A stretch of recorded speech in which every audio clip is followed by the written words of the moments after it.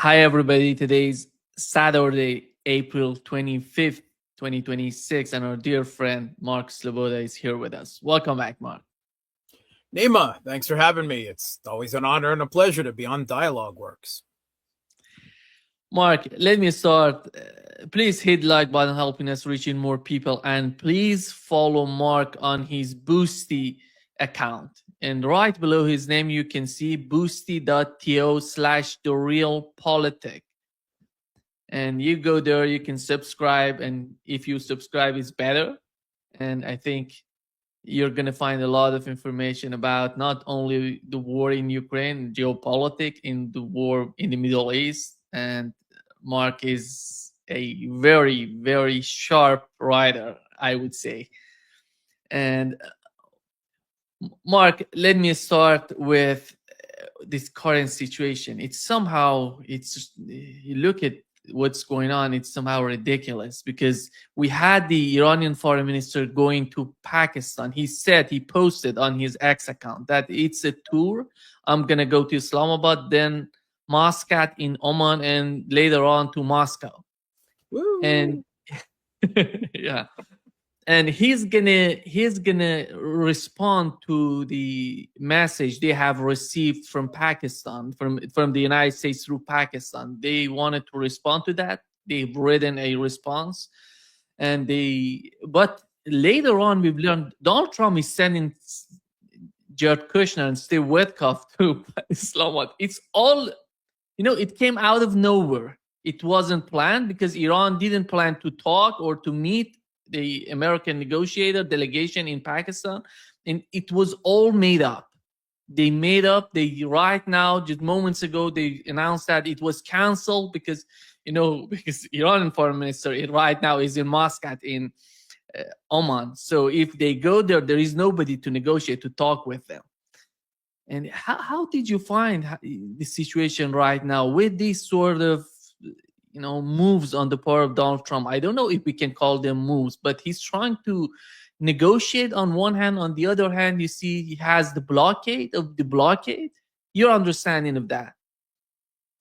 Yeah. So first of all, his insistence on meetings, which Iran refused to attend first on Tuesday, and then, as you said, when it was announced that the Iranian foreign minister would be arriving briefly in Islamabad and would be speaking to the Pakistani the mediators, and then would be moving on to Muscat and then to Moscow. The U.S. immediately took that as, I guess, a sign, or they wanted to push the Iranians to talks. So they obviously announced that there were going to be talks. We see this repeatedly with the Trump administration. We saw it most spectacularly last week, at the end of last week, when the Iranian foreign minister made this, I'm sorry, I'm going to have to call it disastrous social media post where he declared the Strait of Hormuz open and free without any of the qualifications that were instrumental to that, and which then Donald Trump leapt on it and started making the most insane pronouncements, just making stuff up that the Strait of Hormuz was completely free. Iran had promised never to block it again, and they were going to hand over all of their enriched uranium to the United States and never enrich uranium again. And they were going to help the U.S. Remove sea mines from the Strait of Hormuz. And they were going to give him a little pretty pink pony with a ribbon attached, and just all of this ridiculousness. We saw the same thing quite often in the conflict in Ukraine, where the United States would announce things and Russia would be like, no, We never agreed to that. We never agreed to meet. We never. I often think that the Trump administration does this with the intent that simply by saying so, the other side will be pressured into making it so, right? That simply by the speech act, that will somehow pressure the other side into accepting that reality. We've just seen it so many times now. And it didn't work. The Iranians just ignored them and then went on to Islamabad. And they've also told the Americans before, we're not meeting your twink son-in-law and your real estate buddy. Those are not diplomats. If you want to actually conduct serious diplomatic business with us on our terms, then you send real diplomats. You don't, or real politicians, real figures within your administration, not your cronies, your cronies and your nepo babies, right? I mean, that's the situation. And I mean, there's no, besides the fact that neither one of them actually has a position within the Trump administration or within the U.S. government. There's also the fact that we had a British diplomat a few weeks ago refer to them as essentially Israeli assets. So, I mean, it's not surprised that the Iranians have said they don't trust them and they don't want to meet with them, and there's no reason why they should, right? But I quite obviously the Iranians were going to refuse a meeting with anyone, much less Jared Kushner and Steve Witkoff. And that's because of the bottom line that the IRGC put out, that there would be no further negotiations with the U.S. until their kind of sham counter blockade is lifted. Now, this counter blockade, it must be said, it has very limited effectiveness, right? It is not being conducted, right? It's not a blockade of the Strait of Hormuz. There's not U.S. ships lined up, across the Strait of Hormuz, right? That's not the situation. In fact, they're not even anywhere near within easy cruise missile distance or drone distance of the Iranian coastline. In fact, all the interdictions that have taken place haven't even happened in the Gulf of Oman. They've been beyond that, right? They've been in the Indian Ocean or the Indo-Pacific. And why? Because the U.S. Navy's still too afraid to come that close to the Iranian coastline. And they've stopped a total of 4 ships so far. A couple of them Iranian flagged and a couple of them Iranian linked, meaning they were either carrying Iranian oil or they were bearing stuff into Iran. Meanwhile, though, we're told by no less than the Financial Times and Lloyd's and Kepler that as of the middle of the week, some 34 tankers that had either gone into Iran or out of Iran, right? Some going in, some going out. And that had not been intercepted. So what's going on here? Well, first of all, the blockade, the U.S. Navy has 16 ships, right? That's what they have. That's their forces in the theater there. And to chase dozens of Iranian tankers all over the wider Indo-Pacific is very hard. Second of all, these tankers can easily skirt the whole Gulf of Oman area. All they have to do, right, is skirt the coastline of Iran, come out of an Iranian port or the same way going the other way around, but come out along the Iranian coastline. And we know the U.S. doesn't want to go anywhere near the Iranian coastline because of Iran's anti-ship cruise missiles, aerial drones, surface drones, underwater drones, mini subs, aircraft, cruise missiles, ballistic missiles, you name it. Iran has a plentiful quiver with which to target the U.S. Navy, right? Which is why no U.S. Navy ships have approached the Iranian coast in this entire conflict. It has never happened. So they're well out. A fast attack boat, lots of things. They take skirt the Iranian coast, and then they enter Pakistani territorial waters, right? They skirt the Pakistani coast, all right? They have the right to innocent passage through Pakistani territorial waters. Is the U.S. going to attack ships in Pakistani territorial waters? Iran is betting that they will not. They certainly haven't so far. Do they want that kind of diplomatic incident with Pakistan? No. Then they just skirt Pakistani waters, right? They can unload things there if they need to, change them to another ship, arrange deals. If not, they enter Indian territorial waters. Is the U.S. going to attack ships in Indian territorial waters? No, they certainly are not. The same thing, they can unload them there or go all the way around India, and then they're well off into the Indian Ocean past that. That's why this blockade is a sham, right? It is actually kind of silly when you look at the declarations. Yes, they have caught a number of ships that were well out into the Indian Ocean or beyond. I believe one near Malaysia, the Straits of Morocco, right? Those types of interdictions. But all Iranian tankers coming in and out have to do is hug the coastlines, travel through the territorial waters, and it's no problem. That's why this blockade isn't really so much real. However, it's what the Trump administration is using. They imagine it as some kind of leverage against Iran.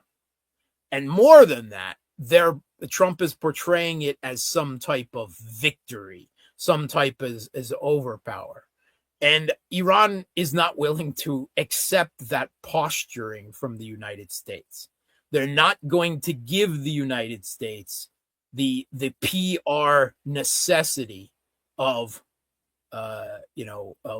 declaring victory, whatever the inside of the sausage of any potential deal might be different.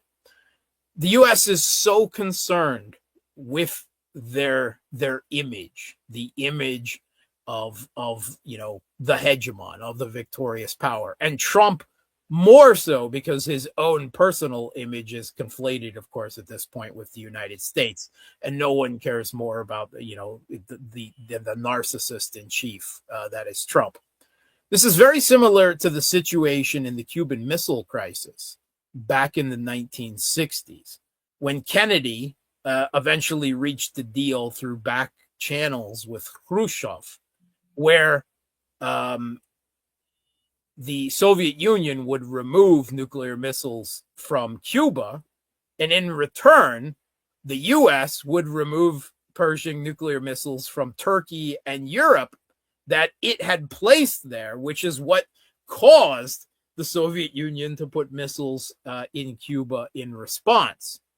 But by agreement, that's part of what the U.S. insisted, was that second part was not publicly made known until decades later, and the whole thing was presented as a major U.S. victory over the Soviet Union and Cuba.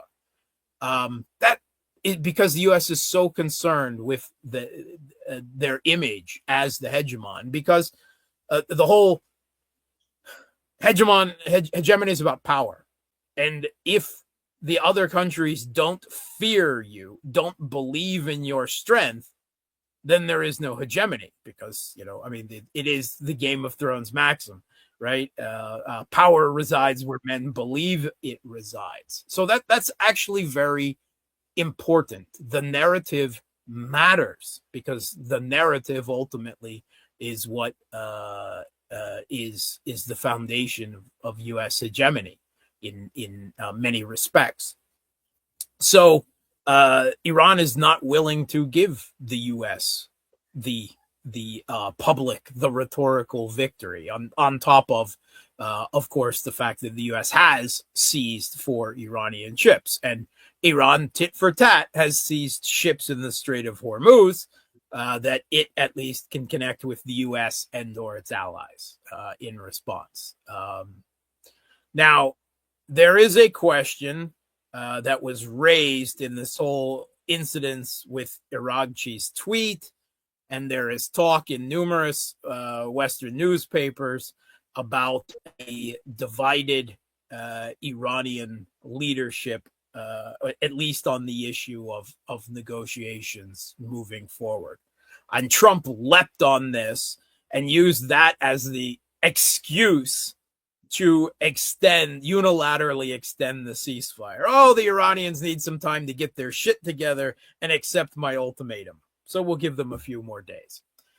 That's basically what they said. Now, I actually believe it is extremely likely that there is some disagreement within the Iranian institutions of power, the regime, if you just want to use the technical rather than the normative loaded meaning of the word, right? They had most of their senior leadership wiped out in decapitation strikes. They've got all new people. Some of them have probably, not worked with each other because everyone's hunkering down in their bunkers, right? No one it knows for sure what the condition of the Ayatollah Mujtaba Khamenei, the supreme leader, where is he well? Is he in serious medical condition? Is he disfigured, as Pete Hegg said? All of that, we don't know his condition. We don't know. But it seems likely, right, the way Iran has gone about their defense, this mosaic defense, this devolution of power, it makes perfect sense.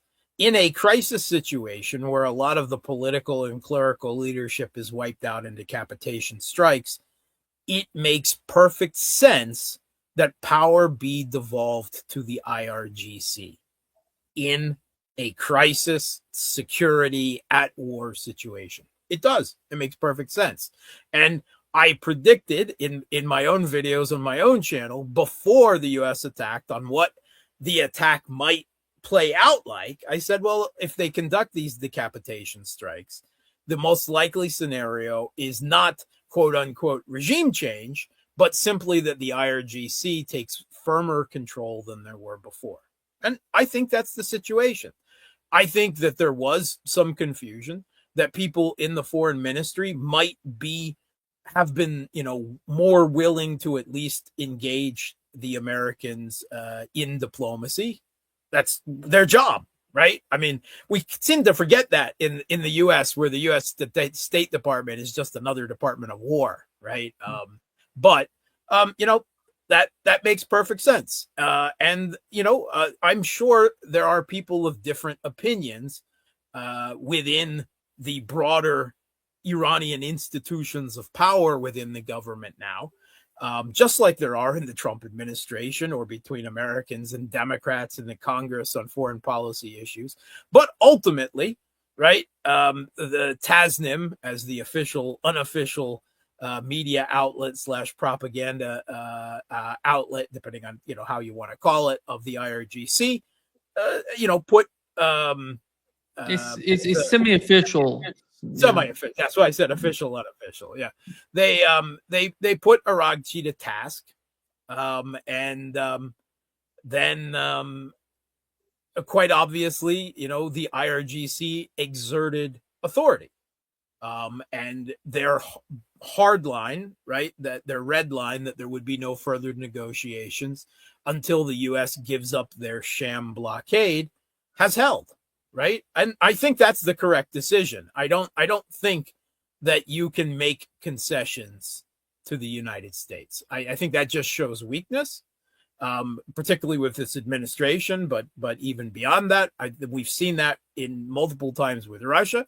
I think Russia, the Kremlin, has made mistakes in the conflict in Ukraine by being too willing to play political games with the Trump administration, and there are obviously disagreements within the Russian National Security Council. So, it's not like some big shocking thing that, some people within Iranian institutions. I've gotten some pushback from that. How dare I even suggest that people within the Iranian government might, have slightly different opinions on the way forward. Like, what kind of, ideological, dogmatic position is that? That's just a realist, right? It hasn't affected anything. The IRGC exerted control. One of my favorites was when the IRGC, after Trump had, gone through this running away with Araghchi's post and declared that the Iranians would never close the Strait of Hormuz again. I think it was within a couple hours that the IRGC announced the Strait of Hormuz was closed again. And in doing so, the message that they sent out to ships in the Strait of Hormuz, because it was recorded and it was out on the social media, was that the supreme leader makes the decisions, and we are the enforcement body of that with regards to the Strait of Hormuz, the IRGC Navy, and that therefore it is us that will make pronouncements about whether traffic is open or not. And you should listen to us, not to some idiot's tweets on Twitter. And it was said pretty much like, that was in English for, for the international captains, right, to understand, lingua franca and everything. And I choked up laughing. I was spilled whatever I was drinking was coming out everywhere when I heard that. And you can interpret that as, who is the idiot tweeting that you should not pay attention to? Well, you could say that that's the Iranian foreign minister, Abbas Araghchi. You could say that that's Donald Trump, or you can say that's both. And myself, I tend to prefer the latter interpretation there. That was a castigation of both. But the IRGC has held, and I will admit, mea culpa, I am surprised that Iran didn't send someone on Tuesday to the talks. I thought they would at the last minute. RT was even reporting that they were, and I'm like, where did you get that? What's the source? All right, whatever. And I couldn't find, the source that they were quoting, and I went into an interview, and I was talking about, it looks like they're going to go, and then they didn't, and I was wrong, and I'm glad I was wrong, and because I think that not engaging, not making those types of concessions to the United States when they've laid down that hard line is an absolutely necessity when dealing with the United States. You can't show them any weakness. You can't. And there really is no reason for Iran to do so at this point. Because while it's true that the U.S. has done immense damage, deaths, and destruction in Iran, it's also true that they haven't achieved their goal of regime change, and that every step of escalation the U.S. and Israel have made, Israel has been able to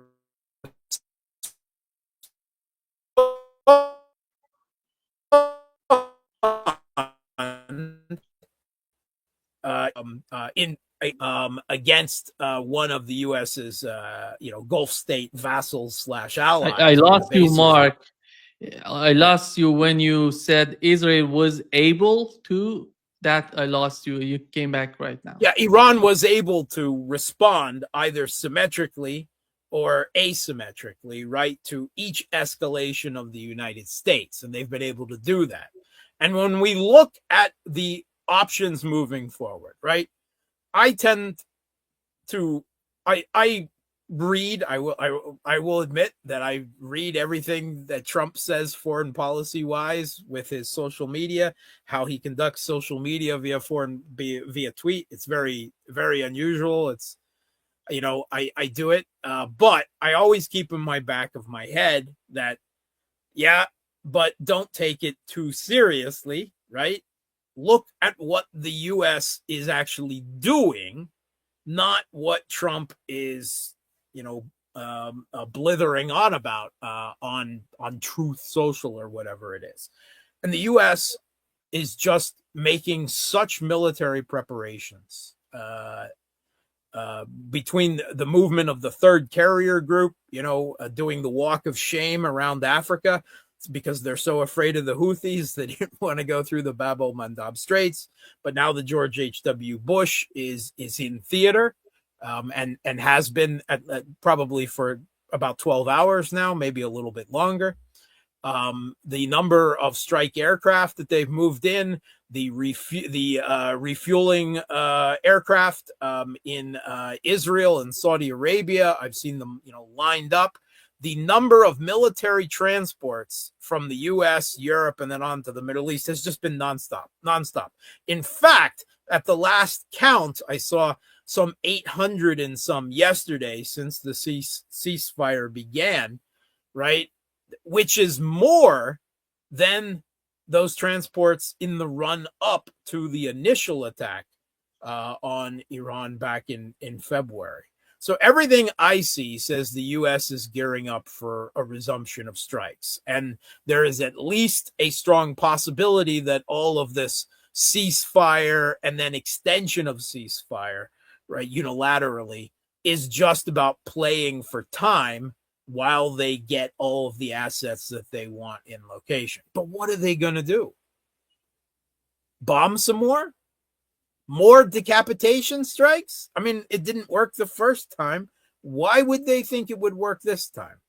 And the U.S. is so critically low on all of these, both air defense interceptors, which I've long pointed out as the U.S.'s Achilles heel, and on standoff munitions, right? Which they still need because whatever Trump may say, Iran still has air defense capacity, as we saw just prior to the ceasefire when a number of U.S. aircraft entered Iranian airspace and came tumbling out of the sky.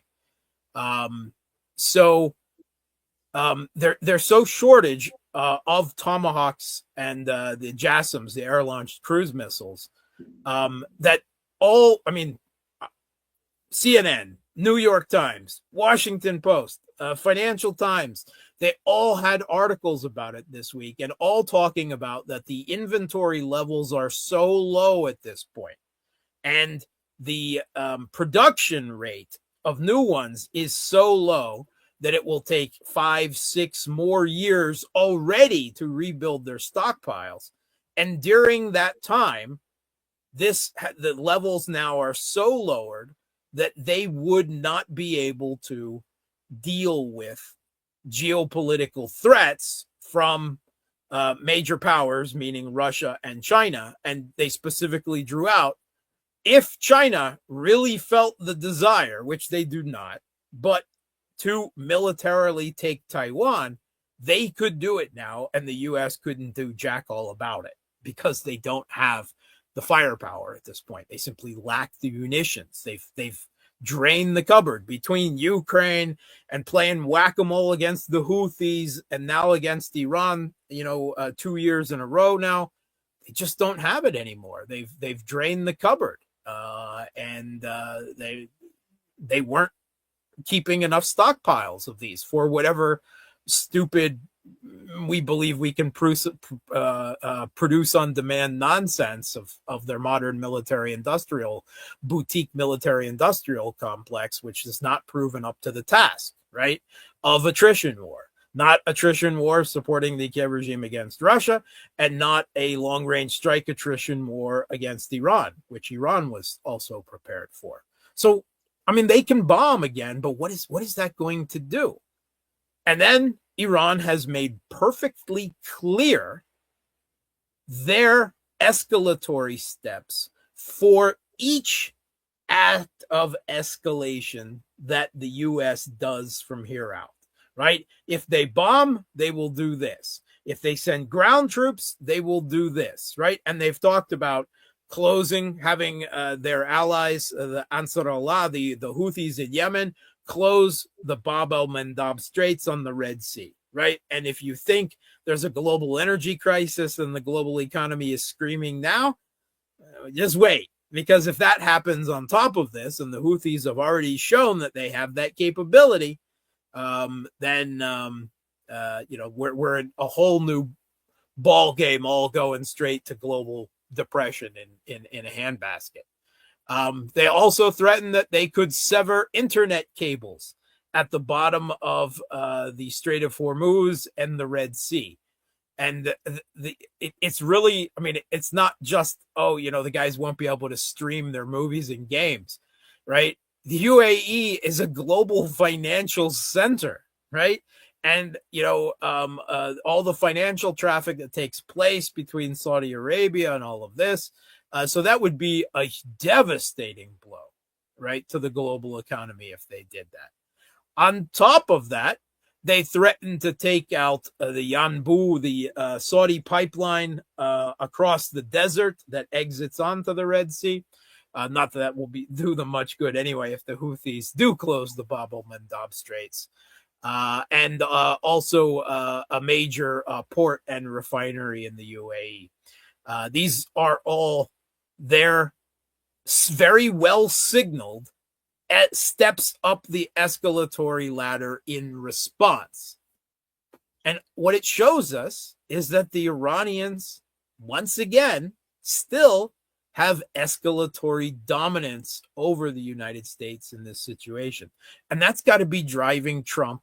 Well, I mean, it's not obviously. I mean, it is clearly. I mean, all you have to do is follow his absolutely unhinged, megalomaniacal tweets over the last 2 weeks. He's been driven literally batshit insane over the course of this, in the frustration and the impotence and the desperation that he must be feeling now. Because, it's, yes, the U.S. hegemony is on the line here. The future world order, just like with the conflict in Ukraine, perhaps though even more so, is on the line here.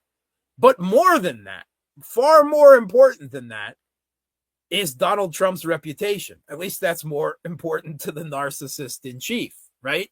His own image, his own political legacy, his own surviving midterm elections, so he doesn't have to spend the next 2 years fighting impeachment battles against the Democrat-controlled Congress, which seems almost inevitable at this point.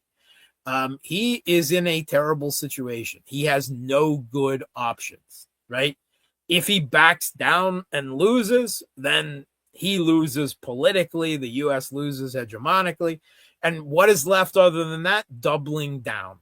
More bombings, more decapitation strikes, which have done nothing and will scrape that cupboard even more bare of those critical munitions, leaving the U.S. vulnerable and with such very tight, hard limitations on what the U.S. can do geopolitically that would then result for the next decade, basically.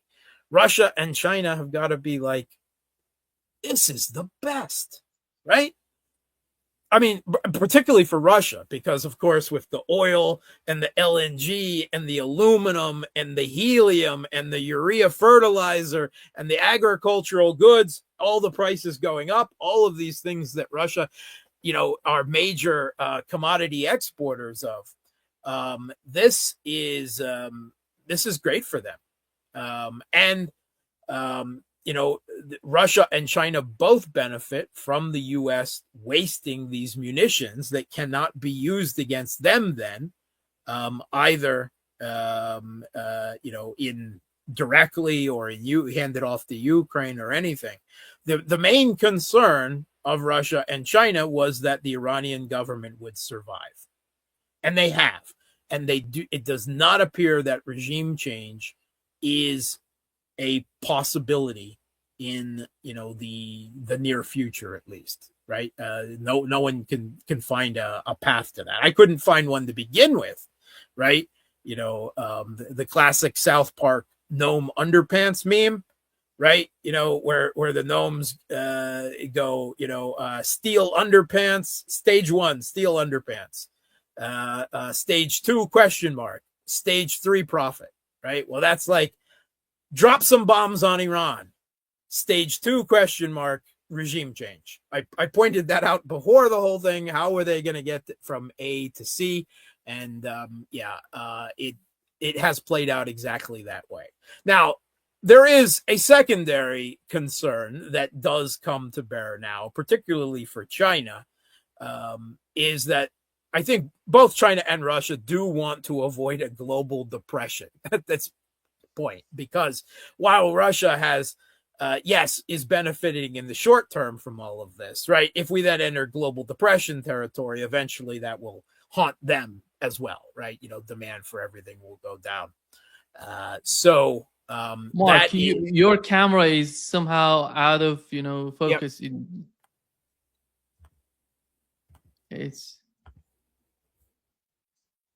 Yep. You're back. It's okay. Go ahead. It's going to a global depression is something that no one wants, so that still remains a concern.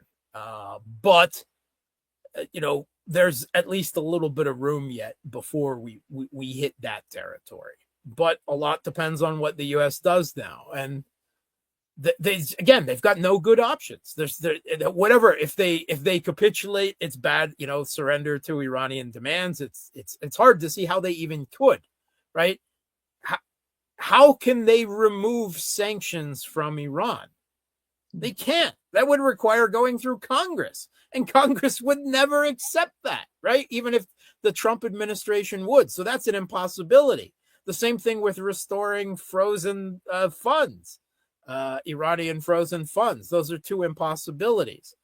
I mean, evacuating U.S. bases. Well, most of those bases are evacuated already, and they've already taken such damage that it will take years to rebuild them. But simply the losing of hegemonic face, of having made such a geostrategic blunder that they're forced out of at least, maybe not the entire Middle East, but at least the Middle East around Iran, the U.S. can't accept that. So they're going to have to double down.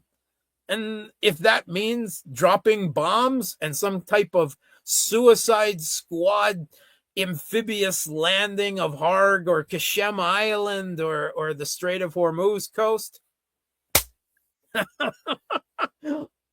want to see it. I'm in Russia, right? Sorry. Cold-blooded realpolitik. This is such a bad situation for the United States.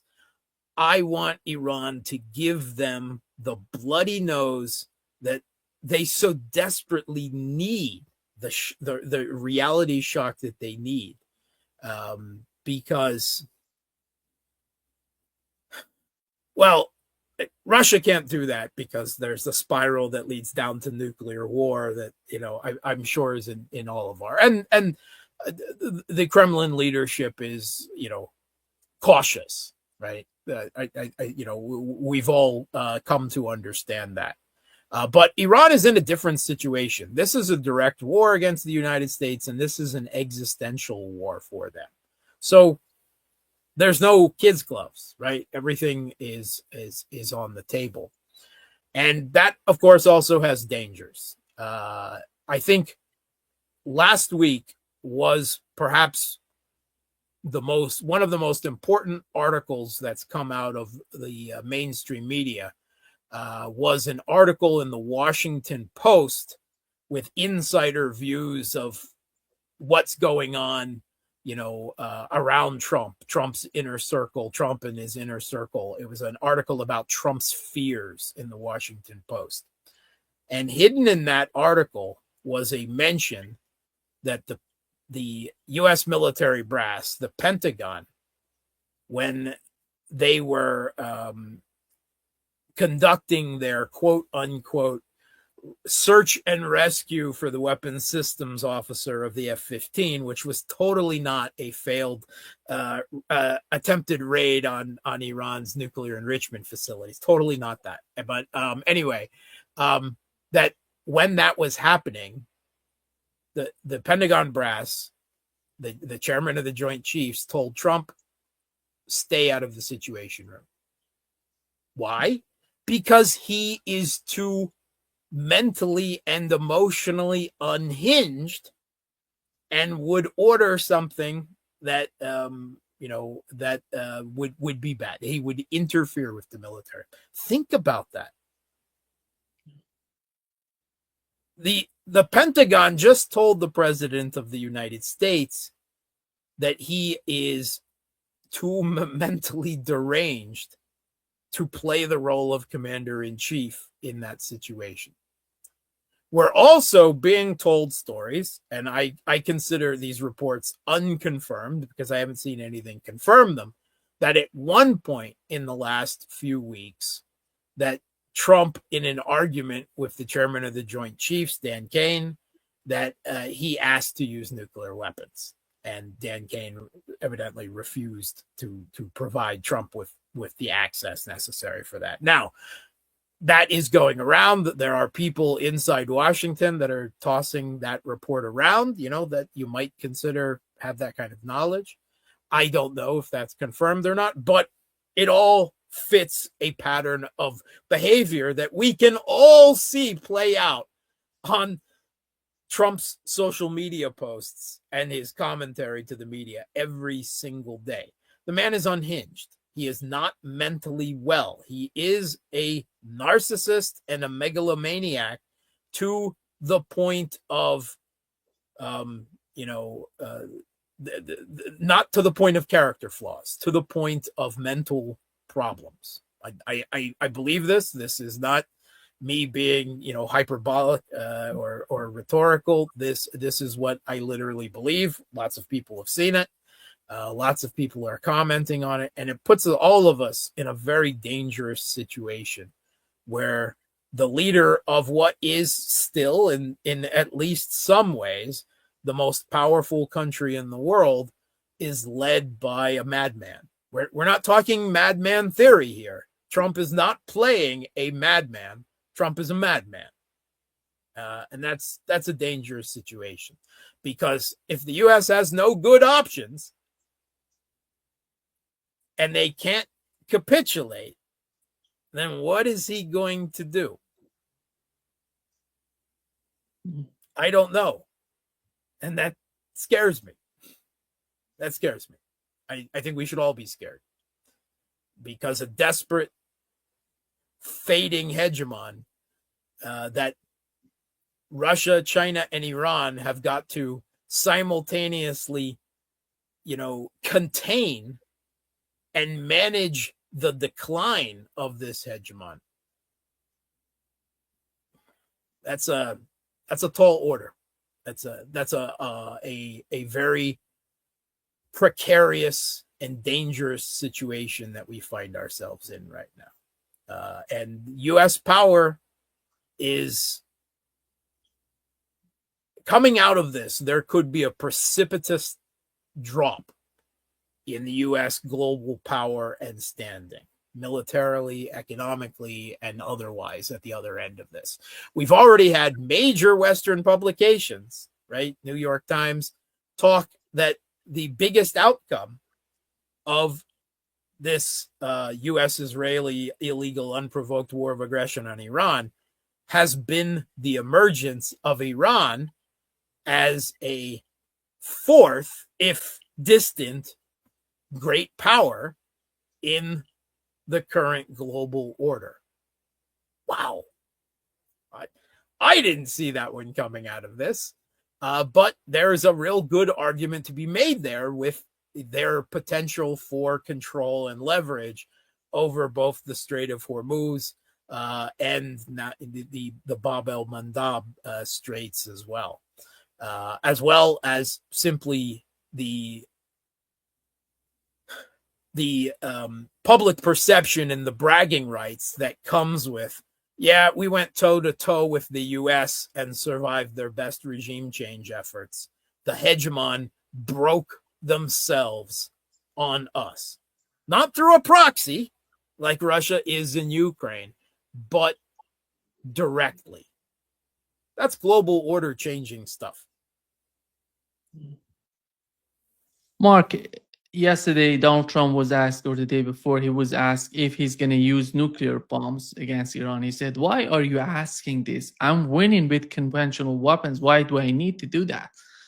And Mark, what is the desperation? I think he's losing both militarily and the rhetoric. He's losing the mainstream media sort of rhetoric, because with the Oh yeah, Lego videos, I don't know, these Lego videos is a new sort of game on the part of Iranians. yeah. It's unbelievably influencing the whole conflict. Iran's information war game has been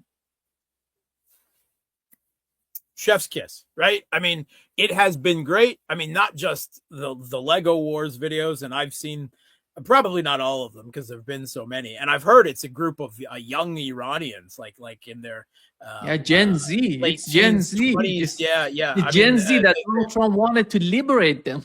right, but they're not the only ones, right? There's been a lot of other information out there, so they're doing really well. But on top of that, there has to be said that Trump, his insane social media pronouncements several times a day, absolutely unhinged, promising to destroy Iranian civilization, bomb any bridge. We're winning.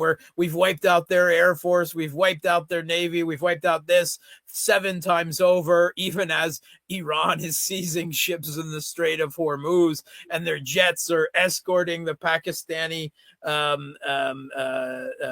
generals to Tehran, showing all the world. Even CNN says that nothing that Trump says is credible with regards to Iran. Nothing that he says, he just, they don't say the word lie, right? Because, I mean, you could say it's a lie, or that Trump, in his delusional mental state, maybe believed it at the moment he said it, because he's not in the same world, the same headspace, as the same reality as the rest of us at this point. I like to call it Trump world. But it's a parallel plane of existence where everything, he's winning and everything. But yeah, and so it's kind of double-edged. Iran is doing a very good job, and the U.S. is being sabotaged by their own president's insane pronouncements at the same time. So that is having an effect not just in the English language media space, but I think in the global, the broader global media outside of the English language space. And on top of that, at least a quarter of Trump's total unhinged social media rants have been against the U.S. media, against the New York Times, against the Wall Street Journal, against the Washington Post, right? All for daring to challenge his completely devoid from reality narrative on what's happening in the situation in Iran. And it's hard to know, of course, where he is, right? Where his headspace is. We know he doesn't read intelligence reports, right? He doesn't listen to them. He doesn't read them. He gets his intelligence reports from Fox News. It's been reported many times, which forms their news based on his insane media, social media pronouncements, right? So that's, directly drinking your own Kool-Aid. We've also been told, I believe by the Washington Post, that his military briefings about the situation in Iran are composed of a 2-minute best clips of the biggest explosions that the U.S. managed to cause in Iran in the last day, and that's it. All right, which. Okay, yeah, that's going to give you a pretty one-sided view of what's going on, quite obviously. It's not clear that Trump is either informed enough or mentally has the ability to fully understand what a bad position the U.S. is in at this point. Yeah. It's dangerous. It's so dangerous. It's exciting. It's crazy. It's a roller coaster for the rest of us, of course, in Iran and numerous other countries throughout the region. Lives, of course, are on the line, and thousands have been lost. But this is this is big game, roll of the dice, stuff for the future of the world, of global order being played out here, and being played in such a bad hand, being played so riskily by the United States in this situation. I was shocked when they launched the attacks last year in June, because I said they don't have enough air defense interceptors to do this. What are they doing? And they can't launch an attack. And sure enough, they called it off within 12 days because they didn't have enough air defense. And then they relaunched it, 9 months later? And I said, they haven't, I know what the production rates are. There's no way that they've rebuilt their stockpiles, so they are even worse than they were last year. They can't possibly do this because it's so stupid, right? But you assume that the decisions are being made in a logical and rational framework. They're not. They're quite obviously not. That's the problem. This is not a logical and rational administration that is following this path. I think ultimately it is self-destruction. It is self-destruction, not just of Trump politically, but of U.S. hegemony. This is just going to have such lasting consequences, because this is going to be more than a military defeat. This is going to reshape power across the Middle East, security across the Middle East, and economics across the Middle East, right? This has implications for the petrodollar, right? It has implications for the U.S. Presence in the Middle East. It's just so much. And once again, China sits back and wins, does nothing and wins. They're winning so many ways through all of this. I mean, if people think China is oil stressed as a result of this, you don't know what you're talking about, right? Yes, Iran exports most of its oil to China, but China doesn't import most of its oil from Iran. They've got numerous other larger sources, and even let's assume some 5D chess, Trump closing down Venezuela and Iran and the Straits of Malacca and everything. None of it matters, because Russia could simply ship all of their energy to Russia, or Russia could ship all of their energy to China and keep it afloat, right? Comfortably.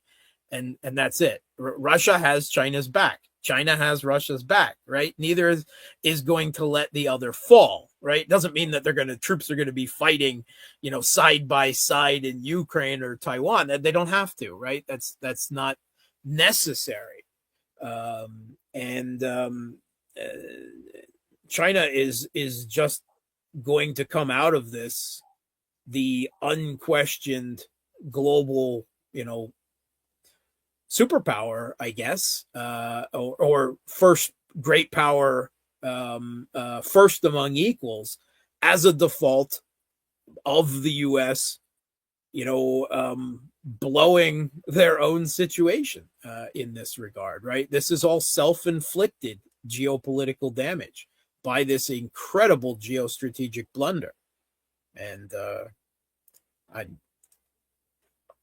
if Putin wasn't so very, very, careful with consumption of alcohol, I mean, I would be saying that the champagne is flowing in the Kremlin.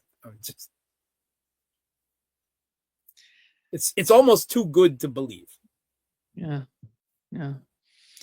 Mark, I think some colossal changes have happened so far. One of them is the obliteration, I would say, decimation of American bases in GCC countries, because there is a new report by CBS News, and it shows that what we already knew, but it's nice to get that confirmation from them. Yes. Yeah, exactly. They're confirming what has happened. Iran, billions of dollars of damage.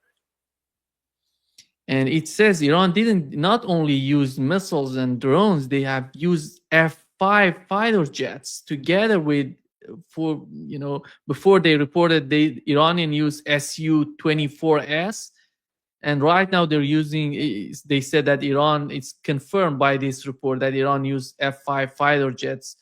All these Patriot system, beautiful Patriot systems. It wasn't. They were not capable of intercepting the fighter jets. And these are the news we haven't heard before about, for example, these fighter jets. But there are some facts on the ground right now. One of them is the Strait of Hormuz that many people are talking about. This is the nuclear bomb of Iran, and the only nuclear bomb that can be used. Yeah, I mean, it's a big difference. They can use this. It's much harder to use a nuclear weapon. There's much bigger consequences and maybe less real world results from it, right? It has become such a powerful asymmetric response.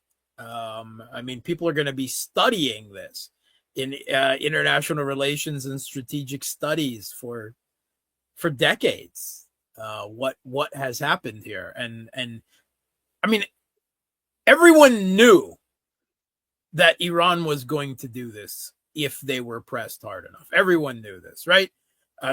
Trump was in this denial that he didn't, we're told again and again, Trump was told that that Iran could do this, and he insisted that they weren't, right? First of all, because he believed that the decapitation strikes were going to wipe them out, and the regime would just collapse, and the people would rise up and overthrow the government, right? That's a whole nother delusional Trump world of belief right there. But he said he did not believe that Iran was going to the Strait of Hormuz. Like, come on, every barista in Starbucks and guy selling me a shawarma on the street knows that who pays the slightest bit of attention knows that Iran was going to do this. But there just wasn't enough done to study the implications of what that would mean, and the vulnerable state of the global economy, and principally the West, of course, over this, and U.S. allies like South Korea and Japan, which rely so much on energy from the Gulf. On top of this, it's going to be studied in amazing detail in international relations and geoeconomics, and so many facets of this are going to play out. It's really hard to overestimate. It's hard to overestimate because the ripple effects of this, right? The Washington Post just reported out that, let's say the conflict ended tomorrow, it would take the U.S. 6 months at least after the conflict ended, because it can't be done in wartime, to demine the Strait of Hormuz, right? That means that even if it ended tomorrow, 6 months from now, oil would still not be flowing through the Strait of Hormuz, right? Unless it ends on Iranian terms. And that's not even talking about all the infrastructure damage that has been done to the Gulf states and all of this, right? The forced shutdowns from force majeure of Qatar's LNG and refineries, and all the damage that those type of forced shutdowns causes to oil infrastructure, to the wells, right? There's just going to be effects for years and years and years. And again, they're already saying that this is the biggest global energy crunch, the biggest global energy crisis that we have ever faced. And it's not over yet. It's not over yet. It could get much worse depending on what happens in the coming days, right? U.S. has got all the assets that it can realistically place in theater now. Let's see. Let's see what happens. I mean, there could be a moment of rationality, a ray, a god beam of light penetrating the foggy mind of Trump that tells him that, oh, that there is no military solution to all of this. And then you got to say, well, what is the diplomatic solution, right? But it, unfortunately, everything, Trump being Trump, the U.S. being the U.S., and the global power that's at play here, the potential consequences for U.S. hegemony, that doubling down is just far more likely at this point. You could be watching this by the time you're watching this, right? If you're not watching it live streaming, then it's live stream. Yeah. Okay. Well, I mean, yeah, it is live stream, but other people could be watching it tomorrow or the next, right? YouTube being YouTube, and you could be watching this, and the U.S. could have already relaunched attacks, right? That is, they have the ability to do that now. But again, for how long? How many days of munitions do they have left, right? Defensive and offensive, and what can they do with them? Russia has been bombing Ukraine's electrical infrastructure for several years now, and only now do they have them on the point of blackouts, right? How many drones, how many ballistic missiles, how many cruise missiles, how many glide bombs have they used? The U.S. does not have those numbers of munitions available to take out a very decentralized Iranian electrical grid. They don't have that. That's all that is bluster, much less their bridges and everything too. We've seen that in the conflict in Ukraine. Yes, I know the Soviets built things extra tough and redundancy, but I don't imagine Iran's bridges are that fragile that they can't also take multiple blows for most of them, and still require minimal repairs, as we've seen. It's hard to blow up bridges with missiles. It's hard, right? You're right. Yeah. So no good options for the United States here. And Mark, they had some sort of ground operation before the announcement of the ceasefire. You remember that in southern part of Isfahan. Yeah. They wanted to grab, that 50%. I don't know, some reports. They were saving Colonel Ryan, the weapons systems officer. That's what they told us, right? They said you don't believe that? Yeah. You don't believe that? It's right. They had the Delta forces there to do something like that, and I think that was. I think so. We will learn about it more, and in in the coming months or years, we're gonna learn about it. But it was a total humiliation, I think, for the United States on the ground in southern part of Isfahan. It was supposed to be a surprise attack, but it didn't work the way they wanted. Yeah. I think that's the reason that if they decide to go to the Khark Island or some islands in the Persian Gulf, it would just be it's going to be disaster. There's no question. No question, right? Even if they took it, what is that going to do? Is that going to open the Strait of Hormuz? No. I mean, so what does that do, right? Yeah, they could blow up all Iran's oil industry. That's only going to affect the global economy all the more, and Iran would take retaliatory steps, of course, and wipe out infrastructure across Gulf states that would cause global energy problems for years, decades into the future, right? And yeah, Iran is like, yeah, if you try to take us down, we're going to take the whole world down with us. And they can do that, right? I think it's a brilliant strategy here. And again, it's escalation dominance. It's Iran really does. I mean, you can't say they have all the cards, but yeah, they got a pretty good hand. They got a pretty damn good hand here. And Trump isn't as good as a poker player as he thought he was. I mean, that's part of the whole problems that Russia has, as they don't really. I think the Kremlin still doesn't quite. They're playing. The Kremlin is playing 5D chess, but Trump is playing poker, right? But the Iranians are playing poker back, right? And they've got a very good hand. They're very confident in, and they're not falling for any of Trump's bluff and bluster, in this situation. And hats off to the IRGC or whoever for standing firm when I believe that it is absolutely diplomatically necessary when dealing with the United States. You have to deal with them from a position of strength, and you just can't take any of their bullshit.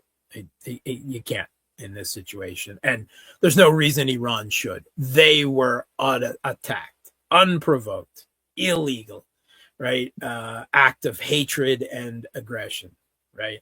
And the way Trump has spoken about the Iranian people and wiping out Iranian civilization and sending them back to the Stone Age, nothing could have done more to show the Iranian people what their government was fighting for and what the U.S. was really fighting for over all of this.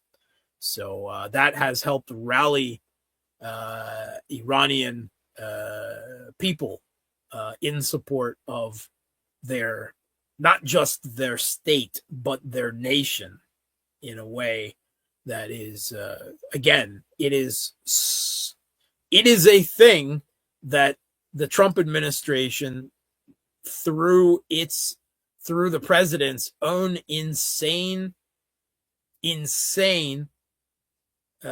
hateful rhetoric, has helped do. I mean, he has done this largely himself.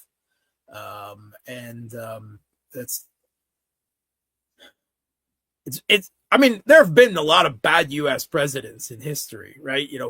Even when you go pretty far back, you get some pretty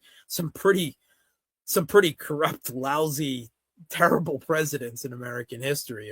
If you look, but it's hard to see how anyone is not going to see Trump as the worst president in the United States, the most disastrous steps he has ever taken. Right now, the U.S. is paying tariff rebates to companies all over the world, companies and countries all over the world, from Trump's brilliant economic strategy of revisiting the 1880s and thinking that's going to play in the modern world because he wrote a book about the president of that time period. It's so sad, almost. I mean, not really. I mean, I'm a Russian now. I'm sorry. I after the last 4 years of everything the U.S.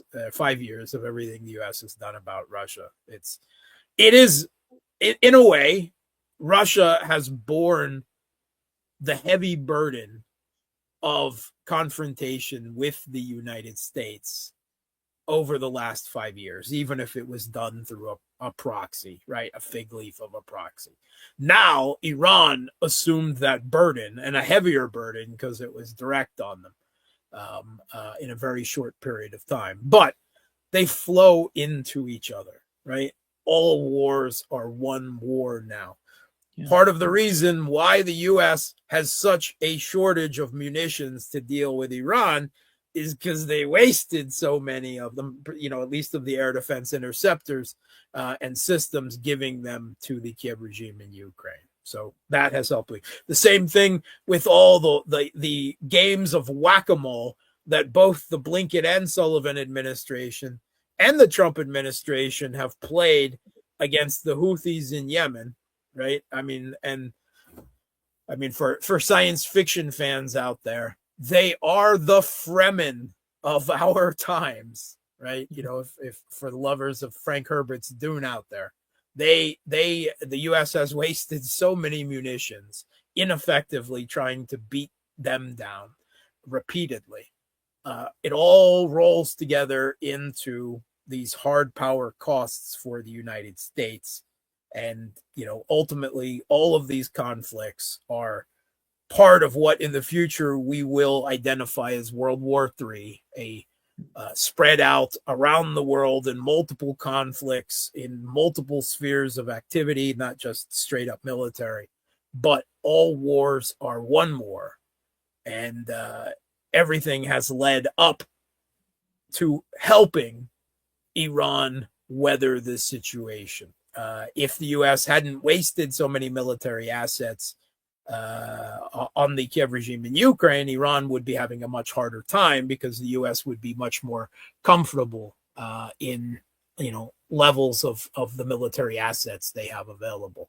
And coming out the other side of Iran, China's not even going to have anything to deal with because the U.S. isn't even in the same league anymore now that their stockpiles are so low. And it has to be said how badly their equipment has proven itself in these two conflicts, right? The poor performance of the Patriot in both Ukraine and the Patriot and the THAAD in this conflict, this war on Iran, have really exposed the U.S. military as not the high-tech, high-powered wonder that they have presented themselves as for years.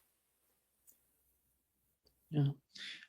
Mark, how do you find Israel right now? Because Israel was the main reason of this operation, this war. Israel is behind this.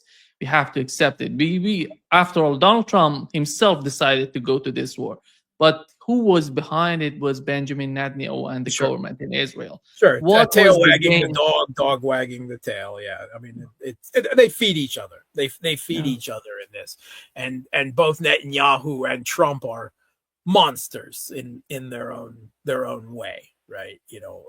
But while Netanyahu was quite open, right? He's been working 40 years to get the U.S. to fight Iran, but it's all going south, right? You can't in any way believe that this is what Israel hoped for out of this situation. That being said, it's also important to understand that while all this is playing out, in the seas around, in the air above Iran and everything, that Israel, while everyone's attention is elsewhere, right?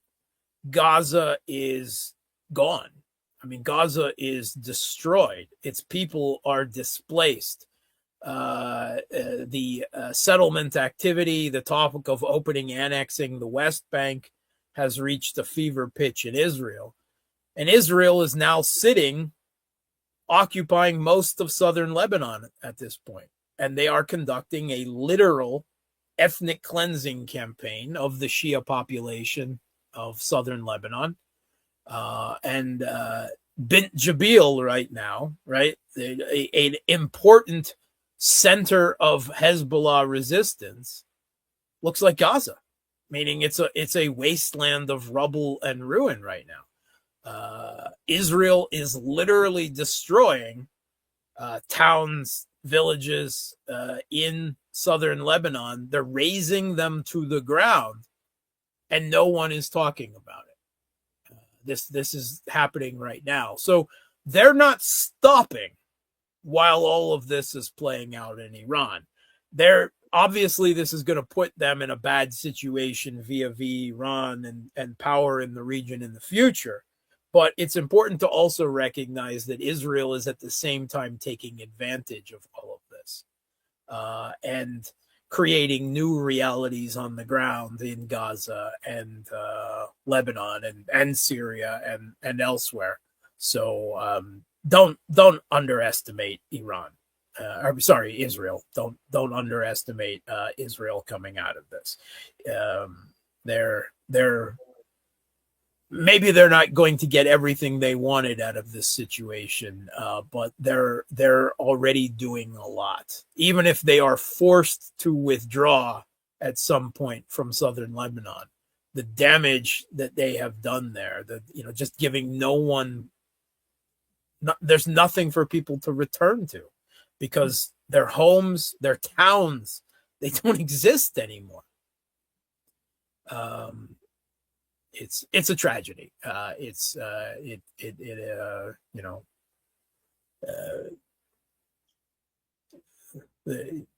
as if the poor Shia people of Lebanon haven't suffered enough in the past decades. It's a terrible thing to see.